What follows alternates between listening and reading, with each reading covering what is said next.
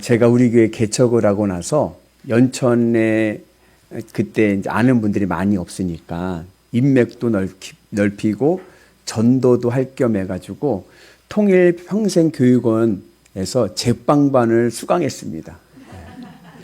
빵 만들면서 제가 뭐 이렇게 배울 만한 재주가 없어가지고 그냥 빵 묻어가려고 이제 갔어요. 가서 이제 제빵을 배우는데 조별로 묶어 놓습니다. 뭐 7명, 8명씩 한 큰 테이블에. 지금은 어떨지 모르지만 그렇게 해서 이제 조별로 이렇게 해가지고서는 이제 빵을 배우는데, 제빵, 그때 교재가 없는 거예요. 교재가 없고, 그냥 제빵 선생님이 설명해 주는 거예요. 근데 이제 선생님이 이제 딱 설명할 때 보면 다들 노트를 펴가지고 열심히 받아 적는 거예요. 뭐는 몇 그램, 뭐는 몇 그램, 뭐 해가지고 하고, 온도는 몇 도에 해야 되고, 주의할 사항은 뭐고 막 얘기를 해요. 그러면 다들 열심히 받아 적는 거예요. 저만 안 적는 거예요. 왜? 나는 빵 만들 생각이 없거든. 그렇잖아요. 저는 빵을 만들 목적으로 간 게 아니잖아요. 사람들 사귀려고 간 거지. 그러니까 뭐 하나, 이렇게 보는 거예요. 근데 열심히들 받아 적는 거예요. 물어보면은 이제 뭐 신부 수업차, 결혼 앞둔 사람도 온 사람도 있고, 직장 하시고 오신 분들 여러 가지 사연들이 있는데, 아이들 간식해주기 오신 분도 있고 막 그런데 하여튼 열심히 받아 적어요. 그 나중에 이제 그거 이론 딱 끝나면 이제 어떻게 해요? 실습을 하잖아요. 실습을 하면은 뭐 알아야지. 그러나 관심이 없어. 왜? 난 빵을 만들어 온 게 아니야. 그러니까 대충 주물럭, 민가루 갖고 주물럭 하는 거예요. 딴 분들은 어떻게 해요? 다 계량기 가져와서 다 재고 막 하고, 또 아까 봤던 거 보고 또 하고, 궁금한 선생님한테 물어보고 그러는 거예요. 그리고 이제 빵을 이렇게 만들어요. 빵을 오븐기에 넣어요. 넣고 나오면 제가 만든 빵 어때요? 형편없죠. 맛도 없고. 그러면은 제가 불쌍한지 우리 조원이 하나 더 여분 만들어 놓은 곳에 저 줘요. 가져가라고. 그러면 제가 집에 가서 아빠가 만들었다 하고서 이제 그러기도 했죠. 차이는 뭐냐? 왜 저는 대충 만들었어요? 저는 빵을 만들 생각이 아니거든. 관심이 거기 있지 않기 때문에 그런 거예요. 신앙생활도 그렇습니다. 오늘 에스겔서 40장은 49절까지 있어요. 읽어보시면요. 야, 이거는 무슨 얘기인지 뭐 장황하고 뭐 수치가 얼마고 한 장대요, 몇 규빗이요 막 나오는데 정신이 없어요. 뭐 이렇게 자세히까지 뭐 설계도로 이렇게 표현했을까? 지루하기 짝이 없습니다. 그런데 내가 하나님의 말씀을 듣고 내 삶이 하나님의 말씀으로 다시 거듭나고 새 생명을 얻기를 원하는 분들은 내가 주님의 말씀을 꼭 지키면서 살아가야겠다라고 하는 마음의 다짐이 있는 분들에게는 하나님의 말씀이 꿀보다도 답니다. 그런데 저같이 관심이 없어. 말씀을 지킬 생각도 없고 관심도 없고 그냥 다니는 거예요. 그러면 설교 시간이 어때요? 지루해요. 오늘 왜 목사님께 설교가 기노? 알아듣지도 못하는 몇 규빗에 몇 장대에 어디에 뭐에 아이고 그냥 요점만 말씀하세요 이러는 거예요. 오늘 우리의 삶이 하나님의 말씀이 꿀보다 단 말씀되는 은혜가 있기를 주의 이름으로 축복합니다. 그래서 오늘 에스겔서 이제 결론 부분에 오는 거예요. 에스겔서는 48장까지 되어 있는데 에스겔이라는 이름은 하나님은 강하시답니다. 하나님이 나와 함께 하시면 나는 강합니다. 하나님이 나와 함께 하시면 나는 됩니다. 아멘이시죠? 여러분 그 믿음을 가지고 승리하기를 축복합니다. 에스겔서는 크게 보면요. 총 4가지의 아주 큰 기둥의 주제가 있습니다. 첫째는 뭐냐면 1장부터 32장까지는 유다와 이방 민족에 대한 심판의 메시지입니다. 좀 더 구체적으로 하면 25장까지가 유다의 심판이고 그리고 26장부터 32장은 이방 민족에 대한 심판입니다. 그리고 33장부터 37장까지는 유다의 회복을 말씀합니다. 그리고 38장, 39장은 하나님의 승리를 말씀하고 40장부터 48장은 유다의 구원에 대해서 말씀합니다. 그러니까는 에스겔서를 아우르는 4개의 주제는 뭐예요? 심판, 회복, 승리, 구원입니다. 그리고 오늘은 이제 그 하나님의 구원의 은혜가 있게 되는 말씀의 시작입니다. 이스라엘 유다의 구원은 어디로부터 오느냐? 성전으로부터 옵니다. 그래서 에스겔서 40장, 48장은 새 성전에 대한 환상의 말씀입니다. 에스겔서의 총 주제는 성전이 새로워져야 사회가 새로워진다는 겁니다. 여러분, 지난 주간에 정신이 없지 않으셨나요? 헌재 재판 판결 나오고 그냥 정신이 없어요. 이 나라가 어떻게 해야 안정됩니까? 우선은 교회가 새로워져야 돼요. 교회가 바로 설 수 있는 은혜가 있길 축복합니다. 그리고 새 땅의 중심은 성전입니다. 그래서 에스겔이 환상을 보는데 새 성전을 보고 새 땅을 보고 새 성읍을 봅니다. 그러면서 새 땅, 이 새 시대의 중심은 성전이고 성전이 새롭게 일어나야 이 사회가 변화되는 은혜가 있는 줄로 믿습니다. 그래서 우리가 주님의 은혜 안에서 새로운 믿음의 삶을 살아가는 은혜가 있기를 주님의 이름으로 축복합니다. 환상이라는 것은 그냥 이게 두리뭉실하게 잠결에 본 그런 게 아닌 거예요. 성경에서 환상은 뭐냐? 하나님의 뜻과 계획을 깨닫게 하시는 하나님의 계시입니다. 그러니까 내가 환상 중에 뭘 봤다. 이 이야기는 자다가 꿈꿨다가 아니라 하나님의 계시를 받았다는 의미입니다. 그리고 하나님의 계시는 진실이고 사실입니다. 그래서 오늘 이 에스겔서는 자신이 본 환상이 하나님의 계시임을 분명하기 위해서 날짜를 정해놨어요. 날짜를 기록했습니다. 우리 같이 봅니다. 우리가 사로잡힌 지 25째 해에 성이 함락되고 14째 해 첫째 달 10째 날에 곧 그날에 여호와의 권능이 내게 임하여 나를 데리고 이스라엘 땅으로 가시되. 에스겔이 예루살렘에서 바벨론 포로로 끌려갈 때가 나이가 몇 살이었냐면은 25살이었습니다. 근데 오늘 말씀해 보면 내가 사로잡힌 지 끌려온 지 25년이 됐다 그래요. 그럼 지금 에스겔의 나이가 몇 살일까요? 50세죠. 역시 여러분들은 스마트하십니다. 잘 계산을 하셔야 돼요. 민수기에 보면 제사장이 성전에서 하나님의 일을 감당할 수 있는 나이가 있습니다. 몇 세부터 몇 세까지가 성전에서 공식적으로 하나님의 일을 감당할 수 있느냐? 30살부터 50세까지입니다. 우리가 지금 사순절을 지나고 있는데 이런 거 궁금해 보지 않으셨나요? 왜 예수님은 30세에 공생을 시작하셨을까? 그런 생각 해보신 적 있으실 거예요. 그죠? 예수님 하나님의 아들인데 왜 30세까지 계시다가 30세 때 성령을 받고 하나님의 일을 하셨을까? 민수기의 구약의 말씀을 따르면 30세가 하나님의 일을 할 수 있는 나이이기 때문에 그런 거예요. 공식적으로. 하나님의 거룩한 사역을 감당할 나이가 30살입니다. 에스겔도 25살에 바벨론으로 포로로 끌려왔잖아요. 바벨론으로 포로로 끌려왔을 때 그때 예언자가 된 게 아니에요. 그때는 에스겔은 원래 사독계 제사장입니다. 제사장으로 끌려왔는데 언제 하나님의 소명을 받았냐면 5년 뒤에. 끌려온 지 5년 뒤에. 그 몇 살이에요? 30세 때. 에스겔이 30세 때 하나님의 사명, 소명을 받습니다. 예언자가 되고 그리고 20년 동안 예언자의 삶을 살고 마지막 50세 때 하나님께서 보여주신 환상이 바로 새 성전의 환상인 거예요. 그러면서 이스라엘에게 새 이스라엘의 소망을 줍니다. 그리고 이때가 언제냐?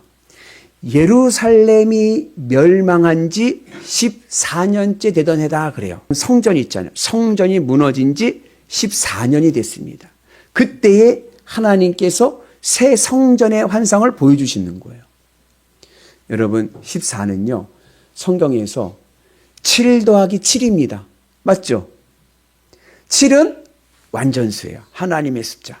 완전수 더하기 완전수가 14인데 이스라엘 성전이 멸망한 지 7 더하기 7이라는 얘기는 이스라엘 성전이 무너져서 이제는 더 이상 이스라엘에게 희망이 없음을 얘기해 줍니다. 요만큼의 희망도 없어요. 이제는 끝나버렸어요. 완전히 망해버렸습니다. 절망 가운데 있어요. 무덤 위에 무덤, 마른 뼈. 아무런 희망이 안 보이는 그때에 하나님께서 새 성전의 환상을 보여주십니다. 하나님께서 하나님의 권능으로 에스겔을 데리고 이스라엘 땅으로 가십니다. 지금 에스겔은 어디 있어요? 에스겔은 바벨론에 있잖아요. 이건 영적 체험인 거예요. 하나님께서 에스겔을 데리고 이스라엘 땅으로 가셔서 새 성전을 보여주시는데 이 새 성전은 예루살렘 성전이 아니에요. 그래서 예루살렘 성전이라고 말씀하지 않습니다. 이건 새 성전입니다. 역사적으로 이스라엘에게는 세 번의 예루살렘 성전이 있었습니다. 첫 번째는 솔로몬의 성전이고, 두 번째는 스룹바벨의 성전이고, 세 번째는 헤롯의 성전입니다. 에스겔이 본 성전은 예루살렘 성전이 아닌 거예요.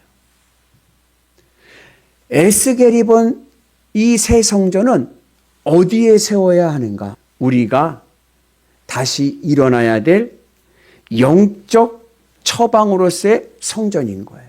우리 같이 말씀 봅니다. 인자야, 내가 내게 보이는 그것을 눈으로 보고 귀로 들으며 내 마음으로 생각할지어다. 내가 이것을 내게 보이려고 이리로 데리고 왔나니 너는 본 것을 다 이스라엘 족속에게 전할지어다 하더라.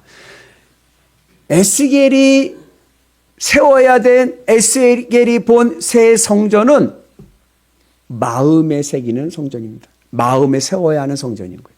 여러분, 요즘 여러분들의 마음은 무엇으로 공사 중입니까? 무엇으로 바쁩니까? 여러분들 마음 무엇으로 바쁘고 번잡하고 공사 중입니까? 여러분들의 마음이 하나님의 성전으로 공사하는 은혜가 있기를 주님의 이름으로 축복합니다. 요즘에는요, 경기가 어려워서요, 교회 건축하자고 하면 안 된대요. 교회 건축하자고 하면요, 교인들이요, 수가 빠진대요. 이제는 교회 건축은 건물로 하는 게 아니라 우리의 마음의 교회 건축의 은혜가 있기를 축복합니다. 이건 할 수 있잖아요. 돈도 안 드는데. 그죠? 그래서 여러분들의 마음에 하나님의 성전을 건축하는 은혜가 있기를 주의 이름으로 축복합니다. 그래서 우리가 어떻게 해야 아무 희망도 없고 아무 빛도 안 보이는 완전 절망 가운데 있는 무덤의 자리에 있는 내 인생이 어떻게 내가 다시 일어서고 다시 회복되고 다시 행복한 인생이 될 수 있는가? 마음에 하나님의 성전을 건축해야 됩니다. 오늘부터 여러분들 마음에다가 편말을 붙이세요. 무슨 편말? 공사 중. 여기 길 가다 보면 공사하면 뭐예요? 공사 중 써 있잖아요. 그리고 거기 보면 뭐 내용이 있어. 뭐 짓는다고. 뭐 줘요? 하나님의 성전 건축 중. 공사 중. 여러분들 마음이 이제는 세상적인 거 이것저것 막 세우려고 하지 마시고요.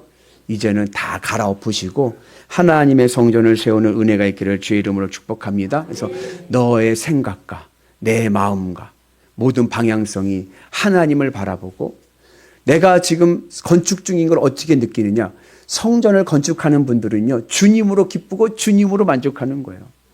늘 주님의 은혜에서 주님으로 기쁘고 만족함을 통하여서 여러분들의 마음에 하나님의 성전이 건축되기를 주님의 이름으로 축복합니다. 그러면 내 인생에 다시 한 번의 기회가 오는 거예요. 오늘 이 성전의 의미를 여호와의 권능이 말씀해 줍니다. 원래 이 여호와의 권능이란 말이 권능이라는 단어의 직역은 손입니다. 에스겔이 바벨론 구발강가에 있는데 하나님의 손이 에스겔을 데리고 이스라엘 땅으로 가신 거예요. 이거를 오늘 성경은 하나님의 권능이. 여기 중요한 성전의 의미가 있습니다. 성전은 건물이 아닙니다. 성전은 뭐냐? 성전은 여호와의 권능이 임하는 곳이에요. 여호와의 권능이 임하는 곳이 성전입니다. 그래서 오늘 우리가 주님의 은 안에서 하나님의 권능이 내 삶 가운데 임하셔서 우리가 하나님의 성전되는 은혜가 있기를 축복합니다. 사도 바울도 이와 같은 말씀을 하셨죠. 우리 같이 봅니다. 너희는 너희가 하나님의 성전인 것과 너희의 성령이 너희 안에 계시는 것을 알지 못하느냐. 사도 바울이 너희는 하나님의 성전이고 너희 안에 성령이 계시다. 오늘 내가 하나님의 성전이 되기 위해서는 내 안에 하나님의 권능, 성령이 임하시면 내 삶이 하나님의 거룩한 성전의 은혜가 있게 될 줄로 믿습니다. 그래서 이제는 성전의 의미가 바뀌는 거예요. 성전은 건물이 아닙니다. 성전은요, 하나님의 권능이 계신 곳이 성전인 거예요. 에스겔이 아까 얘기했지만 사독계 제사장이에요. 사독계 제사장이 가지고 있는 가장 중요한 신앙의 전통 중에 하나가 뭐냐면 하나님은 예루살렘 성전에 계시다예요. 하나님은 예루살렘 성전에 계셔요. 예루살렘 성전에만. 다른 데는 안 계세요. 예루살렘 성전에만 계세요. 근데 나라가 바벨론의 침략을 받고 에스겔이 어디를 끌려왔어요? 바벨론을 끌려왔어요. 이방 땅 바벨론. 여긴 부정한 땅인 거예요. 그발 강가에 있습니다. 그러니까 에스겔의 생각에는 어떤 생각을 해요? 하나님 나와 함께 하지 않으셔. 왜? 하나님 어디 계시는데? 예루살렘 성전에 계시는데 나는 지금 어디 있어요? 나는 이방 땅, 부정한 땅, 더러운 땅, 그발 강가에 있습니다. 하나님이 오실 수가 없잖아요. 그러니까 하나님은 나와 이제 함께 하지 않으셔. 이런 마음을 가졌어요. 그런데 에스겔이 30세 때 그발 강가에서 누가 신방을 오셔요? 하나님께서 오시는 거예요. 우와, 여기에도 하나님이 오시거늘, 오시는 하나님을 경험해서, 오시는 하나님, 내가 어느 곳에 있든지 나를 찾아오시는 하나님. 이게 에스겔에게는요, 신앙적인 전환점이 온 거예요. 그리고 나서 하나님의 사명을 가지고 예언자의 길을 갑니다. 그리고 마지막 50세 하나님께서 성전을 말씀 보여주시고 그 마지막 에스겔 48장을 보면 새 성전이 있는 그 새 땅의 새 성읍의 이름이 여호와 삼마입니다. 여호와 삼마는 여호와는 거기 계시다예요. 하나님은 하나님의 권능이 임하시는 거기에 계십니다. 내가 어느 곳에 가든지 내 안에 하나님의 성령이 임하시면, 하나님의 권능이 내 안에 계시면 내가 어디에 있든지 거기에 주님은 함께 계실 줄로 믿습니다. 그리고 그곳이 바로 성전인 거예요. 내 인생이 다시 살아나는 은혜가 있는 줄로 믿습니다. 그래서 여러분, 이제 주님의 은혜 안에서 여러분들 마음에 오늘부터 다 갈아엎으시고 새 성전을 건축합시다. 내 인생에 한 번의 소원은 성전 건축. 아멘. 내 마음에 하나님의 성전을 건축하셔서 늘 주님으로 기뻐하면서 주님의 은혜 안에 살아가는 거룩한 성도들 되시기를 주의 이름으로 축복합니다. 그러면 무덤의 자리가 축복의 자리가 되고 생명의 자리가 될 줄로 믿습니다. 마른 뼈와 같이 아무 희망이 보이지 않는 내 인생도 주의 권능이 임하시고 성령이 임하시고 주님의 은혜가 임하면 내 인생 다시 일어서는 은혜가 있는 줄로 믿습니다. 오늘 이 40장을 통해서 우리가 하나님의 새 성전을 건축할 때 우리가 깨달아야 될 세 가지 특징이 있습니다. 첫째는 뭐냐? 하나님의 새 성전은 담이 있습니다. 담. 성전에 울타리 담을 치는 거예요. 근데 이 담이 높이가 3m, 너비가 3m, 길이가 275m, 정사각형에 3m, 3m의 담을 쌓습니다. 이게 뭘 의미하냐? 성전은 세상과 구별돼야 돼요. 여러분들이 오늘 여러분들의 마음에 성전을 건축하고 하나님의 권능의 삶을 살기를 원하신다면 오늘 여러분들 마음에 먼저 성전의 담을 세워야 됩니다. 3m, 3m. 그래서 이제는 세상과 구별돼야 돼요.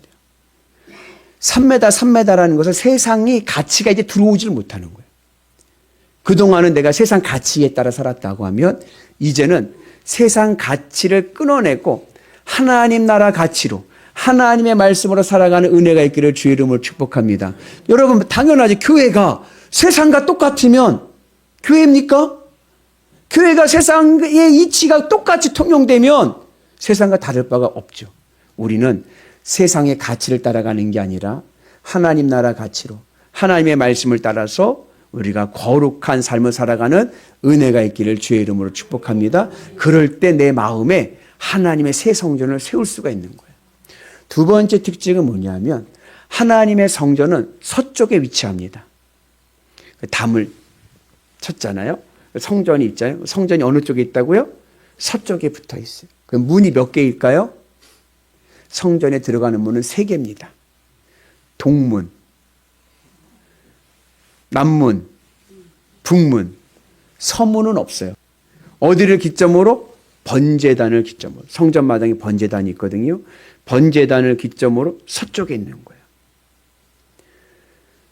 고대 이 중동에서 또 성경에서 서쪽은 죽음의 자리입니다. 일례로 이집트 아시죠? 이집트에는 나일강이 흘러요. 그죠? 나일강을 중심으로 서쪽에는 뭘 짓냐? 피라미드를 짓습니다. 피라미드 뭔지 아시죠? 파라오의 무덤이에요. 무덤. 나일강 기점으로 동쪽에는 뭐가 있을까요? 여기는 왕궁이 있어요.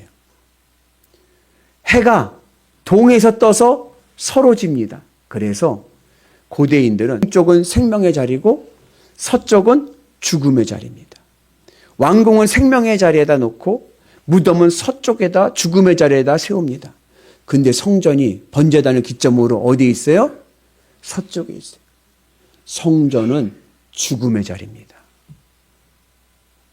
내가 성전에 들어가려면 번제단을 거쳐야 돼요. 번제단이 뭐 하는 곳입니까? 내 자아가 죽는 곳이에요. 그동안 내가 세상 거 사랑하던 거, 그 내 자아를 죽이고 주님으로 들어가는 거예요. 그래서 이제는 뭐예요? 나는 죽고 주는 살고 주님의 생명으로 살아가는 곳이 바로 성전입니다. 그래서 우리가 하나님의 은 안에서 내 안에서 새 성전을 짓기 위해서는 성전의 기초가 있습니다. 그건 뭐예요? 모퉁이 돌의 머릿돌 되시는 예수 그리스도. 예수님의 십자가를 기초로 해서 내 삶에 성전을 세워가야 되는데 그러기 위해서는 내 마음에서 세상 것 좋아하던 거 다 죽이고 이제는 주님으로 기쁘고 주님으로 만족해야 돼요. 그래서 하나님의 은 안에서 말씀에 따라 순종하고 내 생각의 는이 아니에요. 이제는 내 생각의 는을 내려놓고 주님의 말씀이면 순종하겠습니다. 그리고 믿음의 길을 갈 때에 내 삶에 하나님의 성전이 온전히 세워질 줄로 믿습니다. 그리고 세 번째, 이 새 성전의 특징은 뭐냐면 성전 벽에다가 종려나무 벽화 그림을 쫙 그려놓습니다. 종려나무. 종려나무는 대추야자 열매 나무인데 여러분 이제 다음 주가 종려주일이에요. 고난주간 시작되는. 예수님께서 예루살렘에 나귀를 타고 올 때 이스라엘 백성들이 그 길에다가 뭐예요? 호산나 호산나 다윗의 자손이 하면서 종려나무까지 깔잖아요. 종려나무가 상징하는 것이 있습니다. 그것은 뭐냐면 승리입니다. 종려나무는 승리와 풍요와 축복을 상징합니다.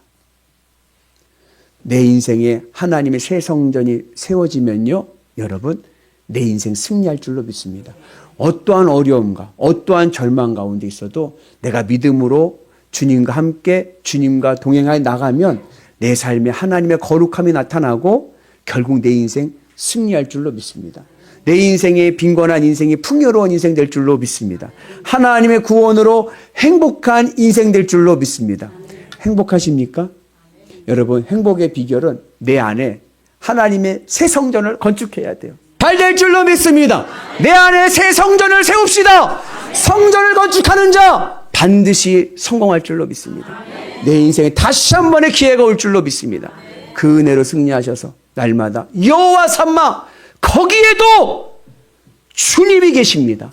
하늘의 역사를 보시는 위대한 성도 되시기를 주님의 이름으로 축복합니다.